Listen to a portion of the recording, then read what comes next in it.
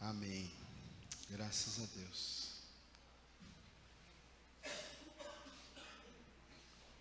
Segunda carta aos Coríntios, capítulo 11, versículos 2 e 3. 2 Coríntios 11, 2 e 3. Amém, irmãos? Todos acharam? Glória a Deus.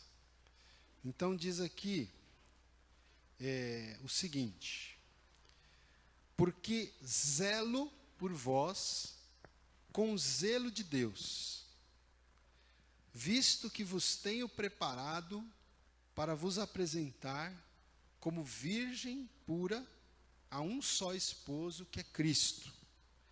Mas receio que, assim como a serpente enganou a Eva com a sua astúcia, assim também seja corrompida a vossa mente e se aparte da simplicidade e pureza devidas a Cristo. Amém? Até aqui, já oramos, né? Queridos, na verdade, eu vou fazer o quê aqui hoje à noite? Eu vou dar continuação à pregação que eu comecei aqui hoje pela manhã, né? Preparei aqui uma mensagem, mas eu não consegui terminar de pregar hoje pela manhã. Então, quem veio de manhã vai pegar a sequência da mensagem, né? Quem não veio de manhã, eu só vou aqui contextualizar os irmãos. Eu comecei a falar nessa manhã sobre o tema, um tema bíblico, que é o tema da luta espiritual, da batalha espiritual, da guerra espiritual na qual todos nós, todas as pessoas, na verdade, sejam crentes ou não crentes, sejam cristãos ou não cristãos, não é? Quer a pessoa queira, quer ela não queira, quer ela admita, quer ela não admita, todos nós estamos envolvidos numa luta espiritual, numa batalha espiritual, não é? Então, hoje pela manhã, eu li os textos que estão na carta de Paulo aos Efésios, né? Então, eu li aquele texto de Efésios 4:27, que diz assim: não deis lugar ao diabo, né? E eu disse aqui, então, que o apóstolo Paulo escreveu a carta aos Efésios para quem? Para a igreja que se reunia na cidade de Éfeso. Então, ele não estava escrevendo para não crentes, ele estava escrevendo para crentes, ele estava escrevendo para cristãos. E ele escreveu, então, para esses cristãos ali de Éfeso, que eles não deveriam dar lugar ao diabo, né? E eu expliquei aqui, né, todo o contexto do texto ali, eu não vou voltar, mas só para enfatizar que a Bíblia traz uma exortação para cristãos não darem lugar ao diabo. Então, por quê? Porque é possível que nós, mesmo crentes, mesmo lavados e remidos no sangue de Jesus, mesmo tendo nascido de novo, experimentado o novo nascimento, se nós não vigiarmos, nós podemos dar lugar ao diabo, né? Porque Paulo está exortando ali a igreja nesse sentido. Aí depois, no próprio livro de Efésios, no capítulo 6, a gente tem aquele texto, que é um texto bem clássico, né, nessa área de luta espiritual, de batalha espiritual, que é aquele texto que Paulo fala que a nossa luta não é contra a carne e o sangue. Efésios 6:12. A nossa luta não é contra a carne e sangue, né? Ou seja, como eu expliquei aqui pela manhã, a nossa luta não é contra pessoas. Às vezes a gente está lutando contra pessoas e o nosso verdadeiro inimigo, o nosso verdadeiro adversário não são as pessoas. Paulo diz, a nossa luta não é contra a carne e o sangue, e sim contra os principados, potestades, contra os dominadores, né? E contra as forças espirituais da maldade nas regiões celestiais. Porque existem as forças espirituais da bondade também, né? Que são os anjos de Deus. Os anjos de Deus, eles são reais, eles existem. Eu citei aqui de manhã Hebreus 1,14, que diz que os anjos de Deus, os anjos são espíritos ministradores enviados a favor dos que hão de herdar a salvação. Então, nós haveremos de herdar a salvação. Amém, irmãos? E o texto lá de Hebreus 1,14 diz que os anjos são espíritos ministradores enviados a favor de quem? A favor dos que hão de herdar a salvação. Então, nós sabemos que os anjos de Deus, né, os anjos que se mantiveram fiéis a Deus, eles são reais. Mas nós sabemos que também existe uma legião de anjos caídos, anjos que se rebelaram, né, que seguiram, né, Lúcifer, seguiram a Lúcifer, que hoje também é chamado de Satanás, de diabo, antiga serpente, enfim, tem vários nomes na Bíblia para se referir a Satanás, e nós sabemos que Satanás arrastou, né, 1/3 dos anjos com ele na sua rebelião, e esses são os espíritos malignos, são os demônios.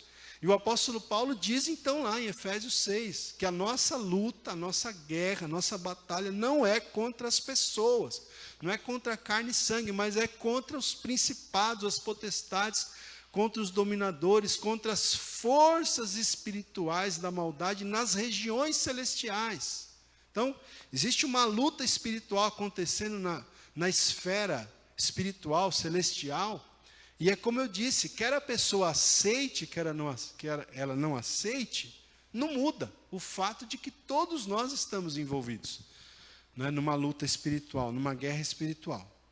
E, gente, então, eu quero dar continuidade, né? Basicamente, até aqui eu resumi o que a gente falou hoje pela manhã.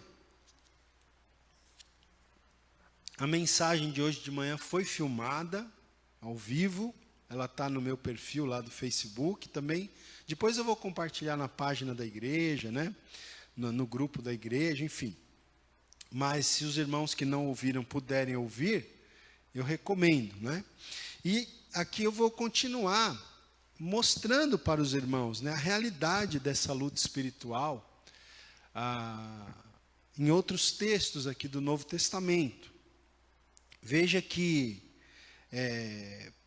como eu disse até hoje de manhã, né, tem pessoas que chegam ao absurdo, né, de dizer, olha, o diabo não existe, Satanás não existe, isso é uma criação da mente humana, da cabeça das pessoas.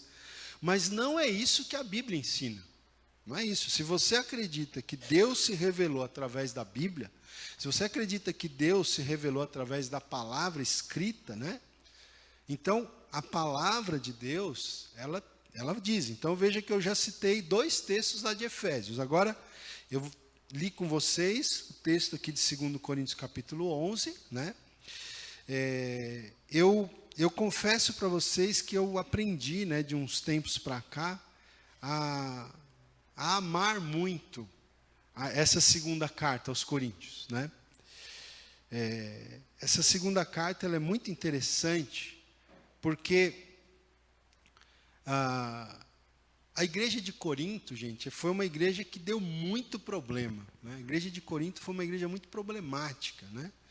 É muito interessante quando você lê as epístolas, principalmente as epístolas que Paulo escreveu, e a gente observa o trato do apóstolo Paulo com cada igreja. Cada igreja tinha a sua característica, cada igreja tinha a sua identidade, cada igreja tinha os seus problemas, né? E Paulo escreve essas 2 cartas, na verdade ele escreve mais de 2 cartas aos Coríntios, né? É que Deus permitiu que chegasse às nossas mãos essas 2 que a gente chama de 1ª e de 2ª, a Coríntios, né? Mas Paulo escreveu essas cartas para resolver, né, para ajudar a igreja ali, para exortar a igreja, para que muitos problemas fossem resolvidos ali no seio da igreja, né? Quando você lê a 1ª carta, por exemplo, você vê que Paulo fala havia problema de divisão dentro da igreja, né? Havia aquele que dizia, eu sou de Paulo, outro dizia, eu sou de Apolo, outro dizia, eu sou de Pedro. Havia uma divisão dentro da igreja de Corinto. Havia facções dentro da igreja de Corinto, né? Você vai lendo, você fica sabendo também que na igreja de Corinto tinha um problema sério de pecado. Isso está lá no capítulo 5 da primeira carta, quando Paulo diz que tinha um homem na igreja que estava mantendo relações sexuais com a madrasta dele. Não é? Olha que situação. Uma pessoa dentro da igreja mantendo relações íntimas com a esposa do pai, que era a madrasta dele. E Paulo fala, ó, isso precisa ser resolvido, isso não pode continuar desse jeito. Estou falando aqui com as minhas palavras. Depois, você vai ver no capítulo 6 de 1 Coríntios, que tinha problema entre os irmãos, de tal forma que os irmãos estavam entrando na justiça um contra o outro, na justiça comum. Né? Capítulo 7, ele vai falar de problemas que havia nos casamentos dos irmãos daquela igreja de Corinto. Né? E aí vai, né? São vários problemas, faltava amor. A gente sempre cita no culto de ceia, a primeira carta aos Coríntios, porque havia um entendimento errado sobre a ceia do Senhor. Né? Então Paulo normatizou. Problema com dons espirituais, capítulo 12, 13, 14 de 1 Coríntios. Paulo está falando sobre os dons espirituais, porque era uma igreja que praticava os dons, mas de maneira totalmente equivocada. Capítulo 15, problemas em relação à doutrina da ressurreição. Tinha gente na igreja de Corinto que dizia que não existia ressurreição. Não é? Que não existia ressurreição. Então Paulo escreve o capítulo 15, que é um dos clássicos, né, sobre a ressurreição no Novo Testamento. Então era uma igreja que tinha muito problema. E, além disso, ainda houve um grupo de pessoas na igreja de Corinto que se levantou contra o apóstolo Paulo. Né? Eu estava lendo alguns comentaristas, eles dizem que tinha uma pessoa em específico que se rebelou contra Paulo. Agora, você tem que ter um entendimento, gente, que o apóstolo Paulo, ele plantou a igreja de Corinto, mas ele não ficou lá na cidade. Ele saiu para plantar outras igrejas, porque Paulo era um missionário itinerante. Mas nesse processo, quando Paulo estava longe, se levantou uma pessoa ali na igreja de Corinto que começou a fermentar os irmãos da igreja de Corinto contra o apóstolo Paulo. Né? Então Paulo tinha uma pessoa ali que falava mal dele, que influenciava as pessoas negativamente contra o apóstolo Paulo. E muitas pessoas, pelo que a gente percebe, se deixaram levar por essa conversa dessa pessoa. Então, a igreja de Corinto deu muito problema para o apóstolo Paulo. Né? Mas é interessante a gente perceber o quanto Paulo amava essa igreja. Apesar de todos os problemas que essa igreja tinha trazido para Paulo, ele amava muito a igreja de Corinto. Né? E ele não desistiu dessa igreja de Corinto. Né? E ele escrevia essas cartas para ir tentando corrigir, né?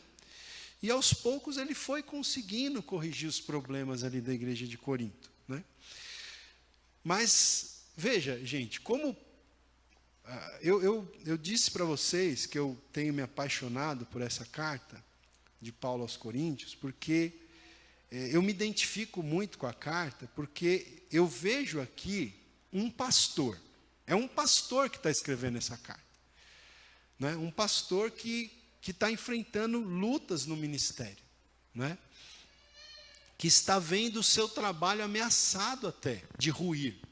Então, a gente vê uma pessoa que sofreu toda essa situação que Paulo viveu, principalmente essa pessoa que se levantou contra ele na igreja de Corinto, as pessoas tendo se deixado influenciar, porque, pensa comigo, se coloca um pouquinho no lugar do apóstolo Paulo, né? Ele foi o instrumento que Deus usou para plantar essa igreja aqui. Né? E ele se sentia entristecido, porque, imagina, Deus usou a vida dele para plantar aquela igreja, né? Ele discipulou pessoas, ele ensinou pessoas, ele dedicou parte da sua vida para plantar aquela igreja, e agora, dentro da igreja, surgiam pessoas que se levantavam contra ele. Então, obviamente, irmãos, o apóstolo Paulo, ele foi um grande homem de Deus, sem dúvida nenhuma. Eu gosto de dizer que depois de Jesus é o personagem da Bíblia que eu mais admiro, é o apóstolo Paulo, né? Agora, ele era um ser humano, e como ser humano ele ficou entristecido, ele ficou, não é, assim, e você vê na carta aqui, na segunda carta aos Coríntios, ele fala várias vezes que ele esteve entristecido, que ele, não é, passou por várias provações por causa de toda essa situação, não é? Mas ainda assim você vê o amor de Paulo, né? Um coração de um pastor que estava sofrendo, que tinha sofrido, não é? Com aquela situação, mas que ainda assim amava aquela igreja e lutava por aquela igreja, para não perder aquela igreja, para que aquela igreja não descambasse, né? De repente até numa heresia, né?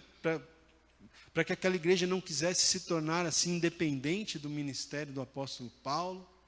Então veja que aqui no capítulo 11, versículo 2, irmãos,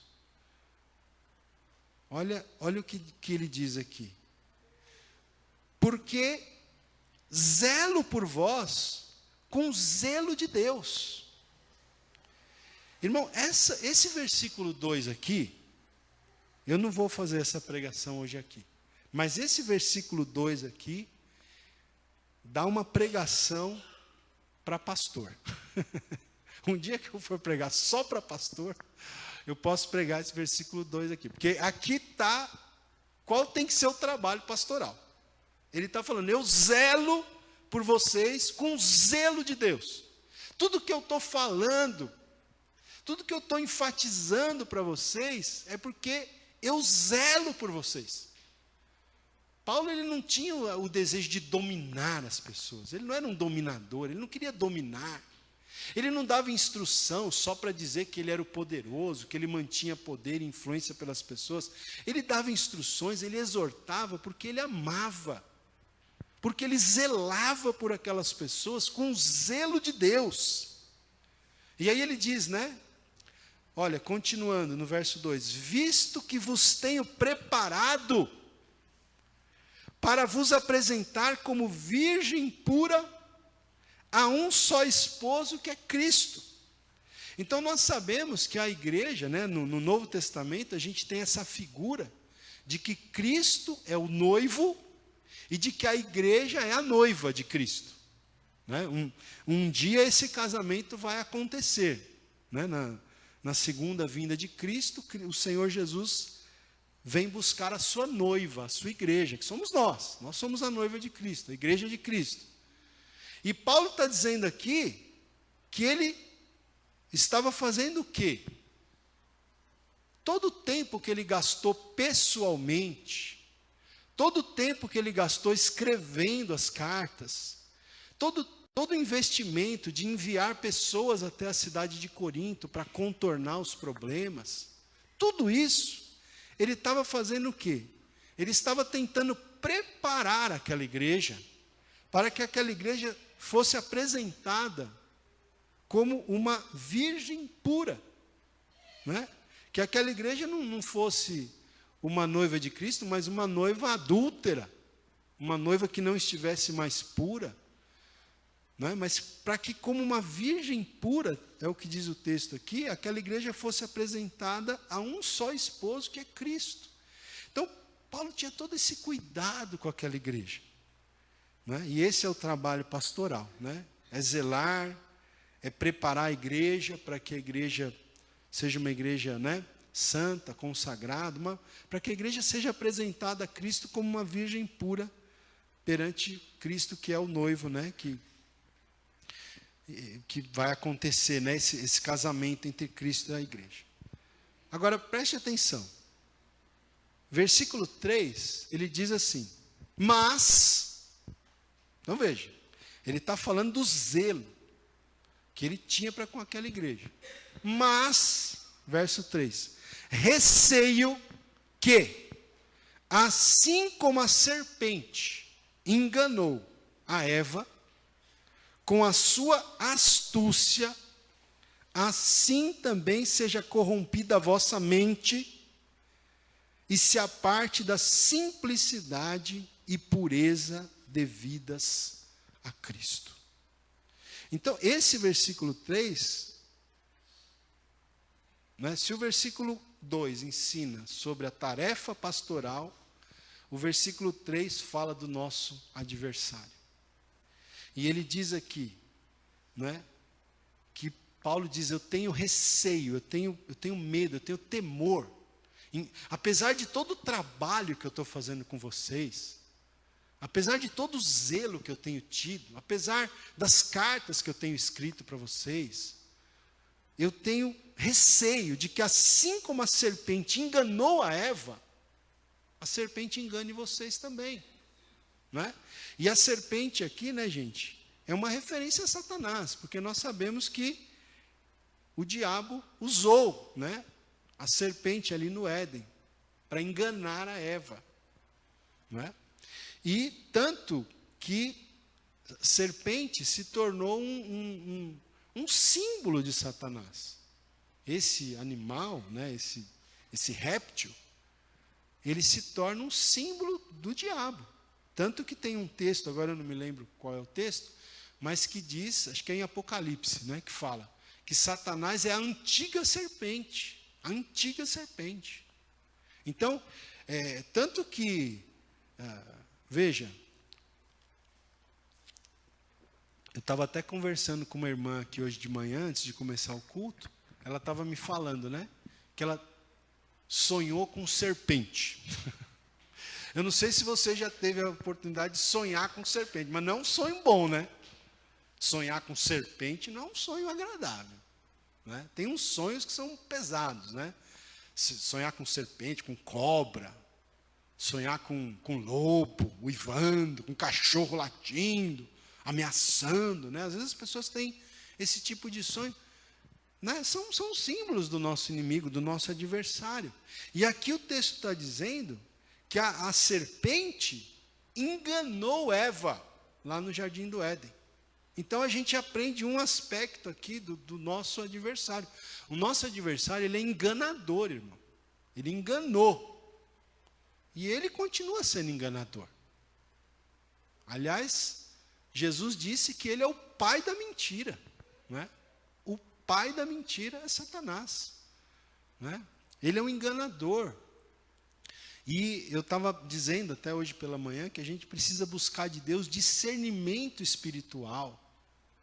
E a gente só vai conseguir discernimento espiritual quando a gente conhecer a palavra de Deus. Né? Hoje, no fim da mensagem, hoje de manhã, o sermão terminou entrando nesse assunto, né, da gente ler, da gente meditar, da gente se esmerar em conhecer a palavra, porque quando você conhece a palavra, você passa a ter discernimento, você consegue discernir as ações malignas, né?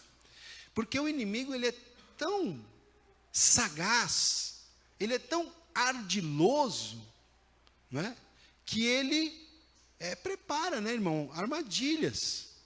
A gente falou aqui de manhã, lá no texto de Efésios 6, diz que a gente tem que se revestir da armadura de Deus, para que a gente possa ficar firme contra as astutas ciladas de Satanás.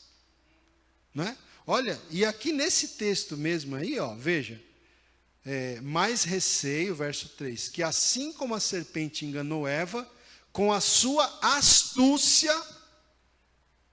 Então o próprio texto aqui está dizendo, além de enganador, ele é o quê? Ele é astuto, ele é sagaz, ele é ardiloso, e ele prepara ciladas, ele prepara armadilhas. E a gente tem que estar atento para a gente não cair nessas armadilhas, nessas ciladas que o inimigo prepara e coloca muitas vezes diante de nós. Não é, irmãos? A gente tem que ficar atento, porque sabe por quê? Porque o adversário, tem um outro texto, eu não estou agora com a referência aqui, mas se não me falha a memória, é o próprio apóstolo Paulo que escreveu, né? Que ele diz que Satanás, ele se transforma até em anjo de luz, não é? Até em anjo de luz. Então, é aquilo que a gente diz, né? O inimigo, quando ele quer enganar uma pessoa, quando ele quer enganar até os salvos, né? Ele não vai aparecer como aquela figura mitológica, né? Que nem está na Bíblia, né? Mas o pessoal criou aquela figura, um ser assim vermelho, né? Com 2 chifres, né? Um tridente na mão, assim, um rabo, uma ponta na ponta do rabo, tipo uma lança, assim. Aquilo ali é uma figura mitológica, né? Que foi criado para exemplificar Satanás. Mas se o capeta aparecesse para você assim, você já logo ia discernir. Você fala, opa, isso aqui é capeta, né? Mas não é assim que ele aparece. Muitas vezes ele se passa por anjo de luz. E aparece muito, né? Você vê no caso de Eva ali, né? Satanás, ele foi enganando, né? Ele foi, olha, o que foi que Deus disse? Que vocês não podem, né, comer da árvore e tal. E aí ele começa a falar com Eva, e aí ele fala assim depois para Eva, não é bem assim, não é bem assim. Deus falou para você não comer, porque Deus sabe que no dia que vocês comerem, vocês vão ser semelhantes a Ele. Não é? Conhecedores do bem e do mal, por isso que Ele falou para vocês não comerem. Não é? Mas nessa, Ele já jogou, né, para Eva que, pode ser conhecedor, né? Vocês serão semelhantes a Ele. Alguns estudiosos da Bíblia veem aí uma oferta de divindade, uma falsa divindade. Vocês vão ser semelhantes a Ele. Não é? Então veja, tem todo um plano ardiloso, tem toda uma astúcia, tem toda uma sagacidade. Irmãos, eu vou dizer para vocês, o negócio parece até engraçado. Mas tem pessoas que quando estão passando por um processo de tentação, não é, usam até a Bíblia para querer justificar determinados pecados. E se isso não é verdade que eu estou dizendo, não foi exatamente essa a estratégia que Satanás usou ao tentar Jesus? Citava texto da Bíblia para Jesus, lá na tentação. Citava texto, Satanás citava texto da Bíblia. Satanás dava, entre aspas, tá? Satanás dava base bíblica para Jesus desobedecer ao Pai. Não é? Então, irmão, percebe? Né? Muitas vezes não vai ser, né, tão fácil da gente discernir a investida do inimigo, a investida de Satanás. Não vai ser fácil, mas por isso que a gente precisa conhecer a palavra, a gente precisa estar em comunhão com Deus, em comunhão com o Espírito Santo, para você ter discernimento, se o adversário não está investindo contra você, contra a sua vida, não é? Então veja aqui, olha, vamos voltar aqui para o versículo 3. Então, ele diz aqui que a serpente enganou Eva, então o nosso adversário, o nosso inimigo, Satanás, ele é enganador. Diz aqui que ele enganou Eva com a sua astúcia. Então ele é astuto, ele é ardiloso, ele é sagaz. E diz mais, ele está falando aqui, eu temo, né, que então, assim também, assim como aconteceu com Eva, né, assim também, seja corrompida a vossa mente. Satanás trabalha no sentido de corromper a mente das pessoas. E até aqui, como eu vou citar, ele estava escrevendo para uma igreja, né, também aqui em Corinto. E ele está dizendo que ele tinha receio de que Satanás, assim como tinha feito com Eva, que ele corrompesse a mente dos irmãos lá da igreja de Corinto. Então veja como a gente tem que estar atento, né? Como alguém já disse, a mente é um campo de batalha. A nossa mente é um campo de batalha, né? A guerra acontece aqui, na nossa mente, os nossos pensamentos, as nossas emoções, as nossas convicções, que muitas vezes são abaladas, né? Ou o inimigo procura abalar as nossas convicções, corromper a nossa mente. Irmãos, eu sempre falo isso aqui, alguns já me ouviram dizer, eu vou dizer mais uma vez. Nós, ao longo da nossa vida, nós mudamos, todos nós mudamos. Eu mudei muito, né? Mudei muito de quando eu era um jovem, um adolescente, até mesmo de quando eu iniciei no ministério pastoral, há mais de 20 anos atrás. Hoje, eu tenho uma cabeça diferente, né? O Renato, meu irmão aqui, o presbítero Renato, ele até brinca, né? Às vezes ele fala para a gente que ele era muito chato, né? Ele falou, eu era tão chato, que às vezes eu me envergonho das chatices que eu fiz lá no passado. Você já não falou isso? Né? Ele fala isso. E a gente vai mudando. Agora é bom quando a gente muda para melhor, né? A gente precisa mudar para melhor. Glória a Deus. Renato mudou para melhor. Eu também. Espero que você também. Né? Agora, gente, presta atenção. O que eu estou falando? Que as pessoas mudam. Mas tem pessoas que mudam de tal maneira que a cabeça da pessoa muda totalmente. Que você não conhece mais a pessoa. Você fala, meu Deus, não é a pessoa com a qual eu convivi. Virou a cabeça. Virou a cabeça. Né? Então a gente vê pessoas que viram a cabeça. Às vezes tem um exemplo mais comum, talvez, né? A pessoa tem uma família bonita, tem uma esposa, os filhos ou o marido, de repente, sei lá, conhece outra pessoa lá, vira a cabeça, vai embora. Larga o cônjuge, larga filho. Eu já conheci casos assim, você talvez já tenha conhecido pessoa que estava na igreja ali, indo nos cultos, exercendo ministério. Um belo dia, foi embora, fugiu com outra pessoa, com outro homem, com outra mulher. Largou esposo, largou filhos. Eu conheci o caso de uma mulher, esposa de um pastor. Largou o esposo, o marido, com as filhas. E foi embora com outro homem que era crente também, que era até pastor. Olha que situação. E pessoas assim pessoas bem preparadas, estudadas no ministério. Eu me lembro dessa situação, né? Não vou falar nomes aqui, mas foi com um líder cristão aqui do Brasil, muito conhecido.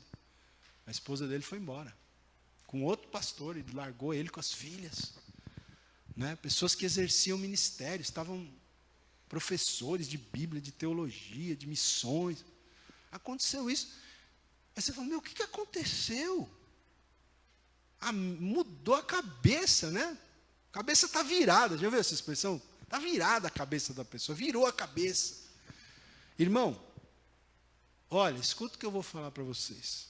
Que Deus tenha misericórdia de nós. Ninguém está isento disso. Ninguém está isento. Eu não estou isento, você não está isento, ninguém está isento. A gente precisa de vigiar. Não é? A gente precisa de vigiar. Porque nós temos um adversário. Eu já vou até me adiantar aqui, porque senão não vai dar tempo. 1 Pedro 5,8. Apóstolo Pedro disse o quê? Sede sóbrios e vigilantes. Porque o diabo, vosso adversário, anda em derredor, rugindo como leão, buscando a quem possa tragar. Está lá. Vejam, apóstolo Paulo falando sobre a realidade do nosso adversário, apóstolo Pedro falando sobre a realidade do nosso adversário, apóstolo Tiago 4,7, Sujeitai-vos, pois, a Deus, resisti ao diabo e ele fugirá de vós. Né? Mas veja, antes de resistir ao diabo, a gente tem que se sujeitar. Sujeitai-vos, portanto, a Deus, resisti ao diabo e ele fugirá de vós. Então, resistir quer dizer enfrentar, né? Você vai enfrentar o diabo e ele vai fugir de você quando, primeiramente, você se sujeitou a Deus. Você não vai ter vitória na sua luta contra o inimigo, contra o adversário, se você primeiro não se sujeitar a Deus, se você primeiro não colocar a sua vida diante do altar de Deus, se você primeiro não alinhar a sua vida diante de Deus, sua vida, sua vida espiritual, sua vida em todas as áreas, familiar, em todas as áreas, se sujeita a Deus, se rende a Deus. Sujeitai-vos, pois, a Deus, resisti ao diabo e ele fugirá de vós. Agora, eu estou falando aqui apóstolo Tiago, né? Estou mostrando aqui. A Bíblia diz que a gente tem que ficar na doutrina dos apóstolos.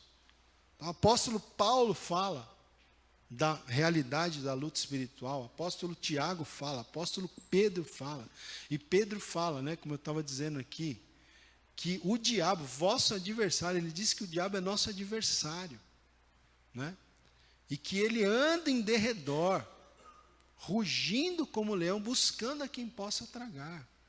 Então, irmão, mais uma vez, né, Pedro escreveu para crentes, e ele estava falando, crentes, ei crentes, vigiem, sejam sóbrios, né? Quer dizer, como eu já expliquei para você, vigiar quer dizer não estar dormindo, e ser sóbrio quer dizer não estar embriagado. Tem muito crente que está dormindo espiritualmente, e tem muito crente que está embriagado com as coisas dessa vida, com as coisas desse mundo, e ele fala, então, vocês não podem ficar nem embriagados e nem sonolentos, porque vocês têm um adversário que é o diabo, e esse adversário ele está andando em derredor. E aí Pedro usa a ilustração do leão, né? O leão é aquele animal que está ali só de tocaia, né? Escolhendo a presa. A hora que ele escolheu a presa, ele vai, né? Então ele fala que Satanás ele está rugindo como um leão, em derredor, buscando a quem tragar. Então a gente não pode abrir ocasião para o inimigo, né, irmãos? Você sabe que uma presa aí na natureza, eu não conheço muito bem esse assunto, mas eu penso que é assim que acontece, né? O leão está ali, olhando vários animais ali, vamos pensar num animal aí, qual que é o animal que ele... Zebra, por exemplo, gazela. Ele está lá, olhando. Tem vários. Ele vai, muito provavelmente, investir naquela que está mais distraído, né? Tem umas que consegue correr, consegue dar no pé, se esconde num buraco lá, em algum lugar. Mas tem uma ou outra que está lá distraída. Essa daí vai ser vítima. E a palavra está falando que a gente tem que vigiar, para a gente não se tornar vítima, né, de nosso inimigo, de Satanás, né? Então veja, irmãos, volte aqui comigo para o capítulo 11, né, de 2 Coríntios. Então ele fala aqui que ele tinha receio de que a mente dos irmãos fosse corrompida. Então, é isso que eu estou falando, você tem que ter uma mente muito focada na palavra de Deus. Vigia. Irmão, Provérbios 4, 23, se não me falha a memória. Sobre tudo o que se deve guardar, guarda o quê? Quem lembra desse texto? Guarda o seu coração, porque dele procedem as fontes, as saídas da vida, né? E você sabe que mente e coração está muito ligado, né? Porque coração, quando a gente fala do coração, não é o coração literalmente falando, né? Não é esse, você tem que guardar o seu coração também, né? não comendo muita gordura, aquelas coisas. Isso daí é uma coisa mais físico, né? Mas quando a Bíblia fala sobre tudo que você deve guardar, acima de tudo, mais do que o seu carro, a sua casa, o seu patrimônio material, mais do que qualquer coisa que você tem que guardar, guarda o teu coração. Coração não é literal. Coração é justamente o seu interior, a sua mente, as suas emoções. Guarda, porque, né, é aí que a gente vê muita gente virando a cabeça. Porque não guardou o coração, não guardou a mente, não guardou as emoções. Satanás lançou lá, né, um dardo inflamado. Efésios 6, a gente falou hoje de manhã. Lançou um dardo inflamado.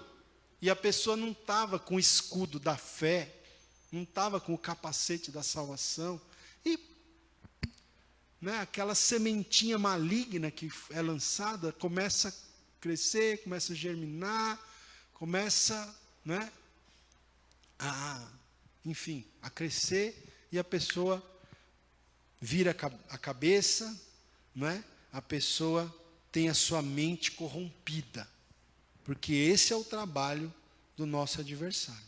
E ele está falando aí que ele tinha temor que Satanás corrompesse a mente deles e afastasse, né, e se aparte da simplicidade e pureza devidas a Cristo. Então, como que o crente tem que viver? Ele tem que viver na simplicidade do Evangelho de Jesus Cristo, né? Na simplicidade do Evangelho de Jesus Cristo. A gente sabe, né, que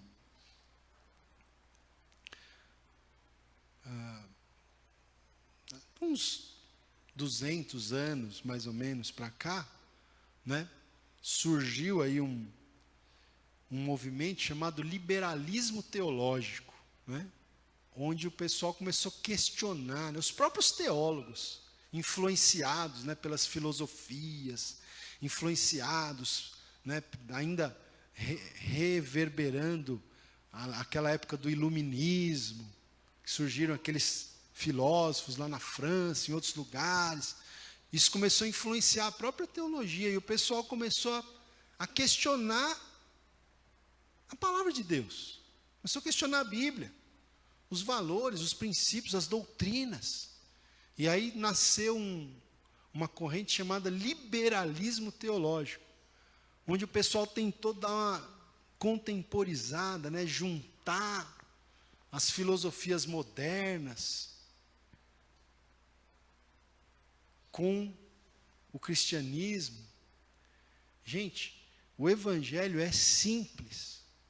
E a gente não pode sair da simplicidade do Evangelho, né? Do Senhor Jesus. Lembra do apóstolo Paulo? O apóstolo Paulo falou: olha, eu decidi nada saber entre vós, senão a Cristo e este crucificado. Eu não fui falar com vocês com palavras persuasivas de sabedoria humana. Está aí nas cartas de Paulo. Eu não fui falar com vocês, eu não tentei convencer vocês com palavras persuasivas de sabedoria humana. Mas eu falei em espírito, né, e em poder. Eu fui a vocês, né, em simplicidade, né, com a simplicidade do Evangelho. Veja que o nosso adversário, ele quer nos apartar, nos afastar da simplicidade e da pureza. Veja aí no texto, da simplicidade e da pureza devidas a Cristo, né? Uma vida pura, gente. Deus nos chamou para termos um coração puro. Jesus ensinou lá no Sermão da Montanha: bem-aventurados, felizes os puros de coração, porque eles verão a Deus. Né? Deus nos chamou para sermos pessoas de coração puro, sem maldade, sem malícia. Né? Às vezes as pessoas estão vendo maldade em tudo, malícia em tudo. Deus nos chama para sermos pessoas de coração simples. E ele está falando aqui, eu temo, Paulo está falando, eu temo, eu receio, né, que assim como a serpente enganou a Eva, com a sua astúcia, assim também seja corrompida a vossa mente, e se aparte, se afaste da simplicidade e da pureza devidas a Cristo. Porque a função do nosso adversário é essa. Ele vai tentar nos afastar da simplicidade do Evangelho. Ele vai tentar nos afastar da pureza, de termos uma vida pura, um coração puro. Ele vai tentar, é o trabalho dele. E a gente tem que estar vigiando para a gente não cair nessas armadilhas. Amém, irmãos? Eu quero encerrar essa mensagem. Eu vou pedir para você virar aqui na segunda carta mesmo, aos Coríntios. Volte aqui para o capítulo 2. Capítulo 2.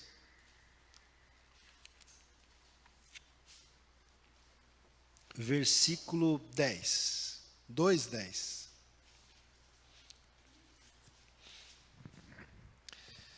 Nesse texto aqui, provavelmente, Paulo está falando sobre essa pessoa que tinha se levantado contra ele lá na igreja de Corinto, né?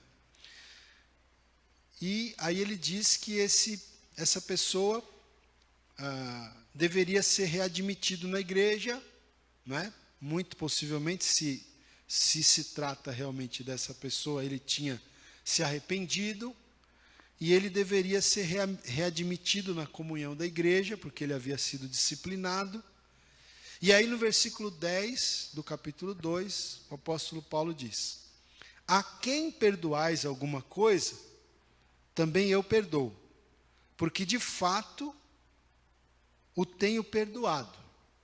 Se alguma coisa tenho perdoado, por causa de vós o fiz na presença de Cristo, para que Satanás não alcance vantagem sobre nós, pois não lhe ignoramos os desígnios. Eu vou reler o verso 10. A quem perdoais alguma coisa, também eu perdoo, porque de fato o que tenho perdoado, se alguma coisa tenho perdoado, por causa de vós o fiz na presença de Cristo.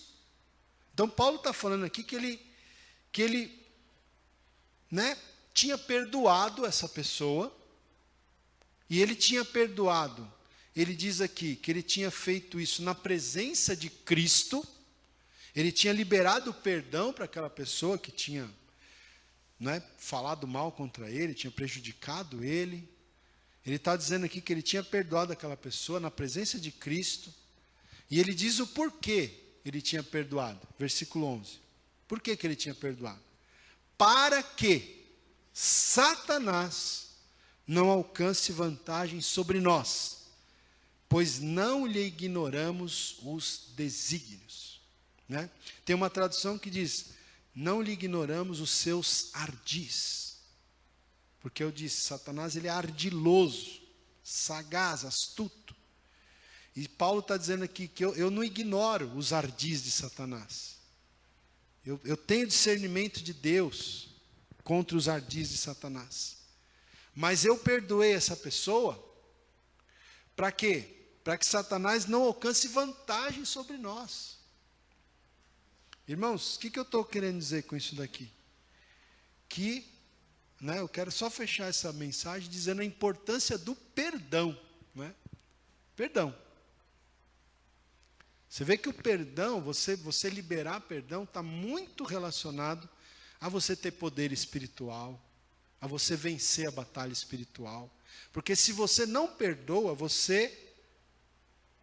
Paulo diz que perdoou para que Satanás não alcançasse vantagem sobre ele. Se você não perdoa, Satanás alcança vantagem sobre você. O inverso é verdadeiro. Se você não perdoa, é como se você estivesse dando ocasião para Satanás. É como se você estivesse abrindo espaço para Satanás agir na sua vida. Então, é muito importante essa questão do perdão, da gente perdoar. Eu não sei o que essa pessoa que está vindo à tua mente agora, que você tem que perdoar, eu não sei o que ela fez por você. Talvez tenha sido uma coisa muito desagradável, muito grave até. Mas você precisa perdoar essa pessoa, né? Você precisa perdoar essa pessoa para que Satanás não tenha espaço na sua vida. E, meu irmão, você precisa perdoar para você ficar liberto. É para você ficar liberto, né? Porque às vezes você está aí numa raiz de amargura que a pessoa nem sabe de nada, ela está vivendo a vida dela e você está aí travado, preso, está encarcerado nas suas emoções, porque você não consegue perdoar. Você tem que perdoar. Até porque, irmão, a dívida que você tinha com Deus é maior do que a dívida que essa pessoa tem com você. Amém? Isso está nos evangelhos, né? A gente não vai ter tempo de falar hoje mais aqui. Mas a dívida que essa pessoa tem com você, ela é infinitamente menor do que a dívida que você tinha com Deus. E Deus te perdoou. Deus te perdoou. Então você também deve perdoar. Perdoe para o seu próprio bem. Perdoe para que você não fique, né, sendo aí uma pessoa que Satanás possa ter vantagem sobre a sua vida.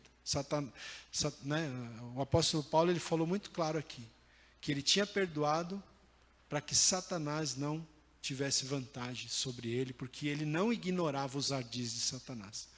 Irmão, Satanás, diabo, né, eu falei até aqui hoje de manhã, eu não costumo falar muito sobre esse tema, vocês sabem, mas é um tema bíblico, né? E a Bíblia diz, Jesus disse, que o ladrão, que é também uma representação do inimigo, do nosso adversário, o ladrão, ele não veio senão com 3 missões, vamos dizer assim, né?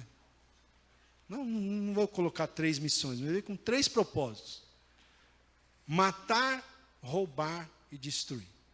O ladrão não veio senão para matar, roubar e destruir. Então Satanás, ele quer roubar a nossa vida, quer matar a nossa vida, se não literalmente a nossa vida espiritual, quer nos destruir. Então, irmão, vamos ficar atentos, amém? Sede sóbrios e vigilantes.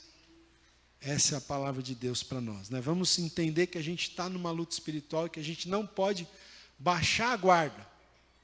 A gente não pode baixar a guarda. Amém? Vamos ficar de pé, então, na presença de Deus. Glórias a Deus.